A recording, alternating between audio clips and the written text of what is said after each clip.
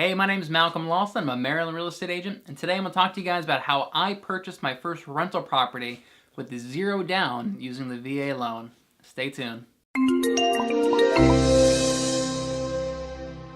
So the vast majority of millionaires and billionaires got there by owning real estate. So investing in real estate is just a smart thing to do.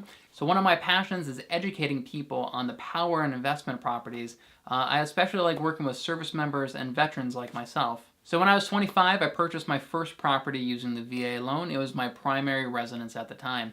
Now, before I purchased it, I made sure to look at the rent rates in that area and get an idea of what I could rent it for. Make sure when you buy your primary residence that the rental rate is higher than what your mortgage payment is.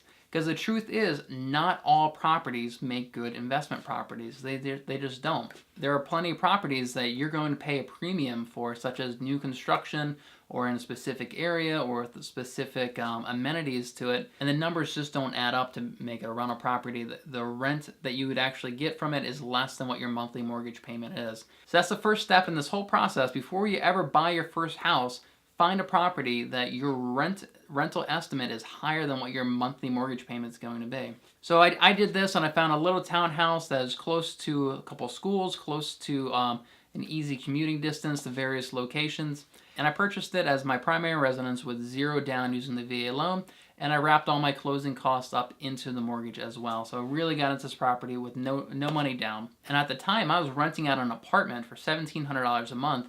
I then purchased my house, which is twice the size of the apartment, and now my monthly mortgage payment is only $1,500 a month.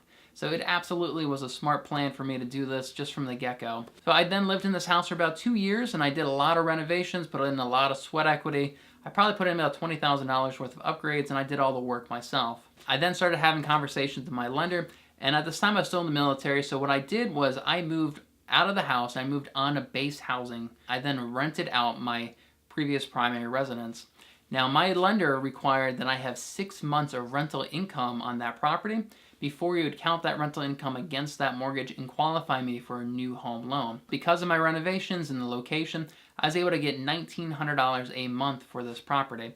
So that's a gross profit of about $400 a month I was making off of this income property. Now, there's 3 ways that you make a profit off of a rental property. One is the cash flow. So that's the difference between how much you're putting in for your monthly mortgage payment and how much your rent is. So in this case, I was cash flowing about $400 gross cash flow. The second way you make profit off of a rental property is through appreciation.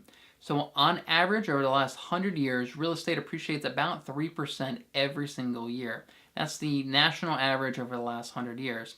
So I'm getting appreciation. A third way is through debt paydown. Every mortgage that payment that I make, that my tenants are making on my behalf, they're paying down my debt for me. So those are the 3 ways that you make a profit off a rental property.